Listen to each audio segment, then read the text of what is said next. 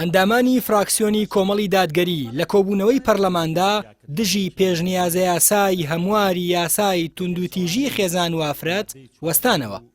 ئەوان تێبینیان لەبارەی کەموکوڕیەکانی ئەو هەموارەوە خستە ڕوو کە هەر لە ناو نیشانەکەیەوە دژ بە ئافرەت و خێزانە. پێم وایە خێزان پێکاتوە لە هەمویان و جیاکاریش نەکرێ، پێم وایە دەبێت بەڕاستی بە شێوەیەکی ورتر مامەڵە لەگەڵ بکرێ، نە بەلای ئافرەتدا ئێمە بیشکەین، نە بەلای بەڕاستی پیادا بشکێنرێتەوە، بەڵکو خوای گەورە دەفەرمێ وەلەهن مثل الذي عليهن بالمعروف. کۆتایی پێهێناوە بڕێت وەکو یەک، مافیان هەیە وەکو یەک، ئەرچیان هەیە وەکو یەک، حەقی پاراستن و بەڕاستی دەفەت پێدان و ژیان و هەموو شتێکیان هەیە. هەموارەکە و بڕگە و مادە و بابەتێکی تێدایە کە ڕاستە و ڕاست پێچەوانەی شریعەتی خوایە و پێچەوانەی دەستوری عێراقە کە هەمومان دەنگمان پێداوە. لەبەرەوە بەڕاستی ئەم هێندە بڕگە و بابەتێ لەم یاسایە ئەگەر بێت و جێبەجێ بکرێت پێچەوانەی ئەم عینوانەیە کە ئەڵێ یاسای بەرەنگاربوونەی توندوتیژی، بەڵکو بە پێچەوانەوە ئەم یاسایە ئەگەر بەو جۆرە بڕوا و جێبەجێ ببێ ئەبێ کەواتە عینوانەکەی ناو بنەی یاسای تەفتیتکردن و هەڵوەشاندنەوە و شپرزەکردنی خێزان. پەرلەمانتارانی کۆمەڵی دادگەری لە کۆبوونەوەکەی پەرلەماندا باسییان لەوە کرد خێزانەکان لە هەرێم لەو پەڕی توند و تۆڵیدان و پێویستە لە وڵاتانی دیکەوە چاویان لێ بکرێ، بەڵام ئەم پرۆژەیە هۆکار دەبێ بۆ هەڵوەشانەوەی خێزانەکان. و زۆر گەلانی پێشکەوتوی دنیا بێ لە بواری کۆمەڵایەتی و ژیانی خێزانی و ئەو بەهابەرزانەی لە ناو ئافرەتی ئێمە هەنە بێ لێرە دەرس وەرگرن، فێر بن، ئاشنای کللتوری ئێمە بن لەو ڕوانەوە. بەڵام بەداخەوە ئەم یاسایە هێندێ بڕگەی تایە، ڕێک لێدانە لە خێزان، ڕێک بە ئاراستەی هەڵوەشانەوەی خێزانە. ئێمە فەخر بەوە دەکەین کە خێزانەکانمان الحەمدوللا زۆر پارێزراون و هەموو وڵاتانی دنیا بێشانازی بە کولتوری کوردی و خێزانی ڕەسەنی کوردیەوە بکات.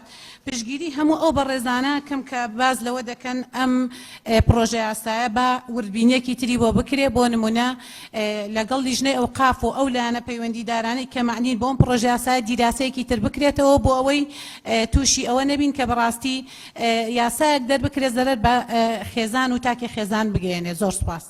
ئەندامێکی فراکسیۆنی کۆمەڵ پێی وایە ناوەڕۆکیە و پێشنیازە یاسایە خێزان هەڵدەوەشێنێتەوە و پێویستە خوێندنەوە بۆکردنی ڕابگیرێ. پەرلەمانتارێکی دیکەش دەڵێ ئەم پرۆژەیە بە هیچ شێوەیەک خزمەت بە دۆزی ئافرەت ناکا. ئێمە لە هەرێمی کوردستان کە یاسا دەردەکەین چەند هۆکارێک هەیە. یەک لەوانە گەر فەراغ یاساییمان هەبوو و هەروەها گەل ئیشکال لە جێبەجێکردنی هەبوو و هەروە ئێمە یاسا بۆ ڕێخستنی ژیانی خەڵک دەردەکەین. پێم وایە ئەو سێ هۆکارە هیچی تێدا نییە و ئەو یاسایە ئەوەندەی کە ناوەڕۆکەکەی خێزان لێک هەڵدەوەشێنێتەوە خێزانەکان ناگەێنێتەوە یەک.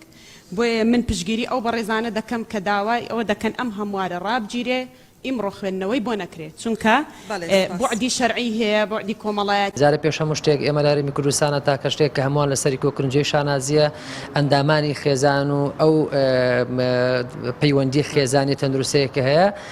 بەڵام بەپێی ئەم هەموارە یاسایی کە ئێستا لە بەردەستمانە بەڕاستی بە یاسا ئێمە توندوتیژی خێزانی زیاد دەکەین و بە یاسا ئێمە گرژی ئاڵۆزی کێشە گرفت دەخێنە نێو ئەندامانی خێزان. ئەندامانی فراکسیۆنی کۆمەڵ یەکگرتوو بەشێک لە پەرلەمانتارانی دیکەی گۆڕان و نەوەی نوێ و سربەخۆکان بە توندی دژی پێشنیازە یاسای توندوتیژی دژی خێزان و ئافرەت وەستانەوە. بەڵام سەرۆکایەتی پەرلەمانی کوردستان وێ ڕای ناڕەزایەتیەکان درێژەی بە خوێندنەوەی دووەم بۆ ئەو هەموارەدا کە لەلایەن فراکسیۆنەکانی دەسەڵاتەوە پێشکەش کراوە و حکوومەتی هەرێمیش سەرسەختانە بەرگری لێ دەکات.